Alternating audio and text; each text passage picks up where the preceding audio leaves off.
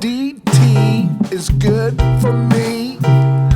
DT is good for you.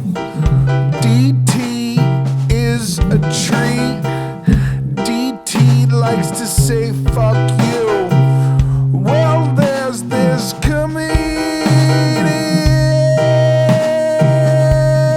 named Daniel Tosh, and he's prolific,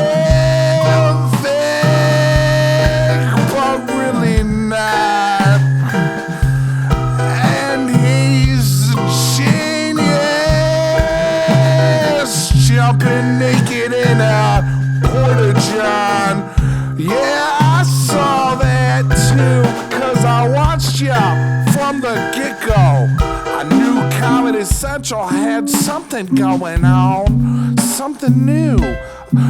It was like the coming of a second Dave Chappelle-ish worthy comedy, and it has been so long since we've seen this. We go back to Monty Python, the Monty.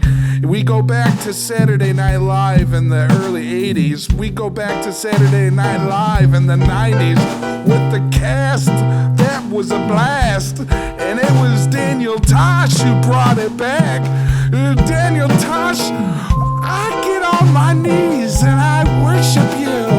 You're the best comedian ever to have come through and broke through and shown.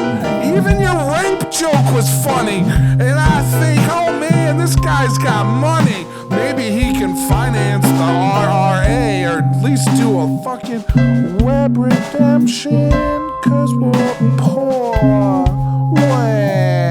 We're poor. We're poor musicians who don't have Hollywood backing us. So what you gonna do, Daniel Tosh?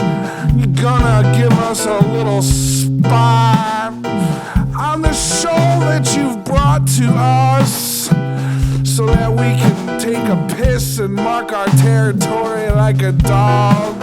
You had Buck Cherry on, and that fucking douchebag from the 90s in that Creepy Guy episode.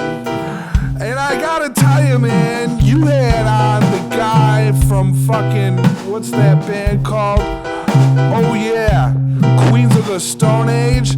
I think it's time you let me make a cameo appearance, because if I make a cameo appearance, I will get on my knees and worship the DT. You wanna know why? You wanna know why? I'll tell you why if you wanna know why. Because DT is good for me. DT is a treat. DT is good for me. It's good for you. It's good for everybody.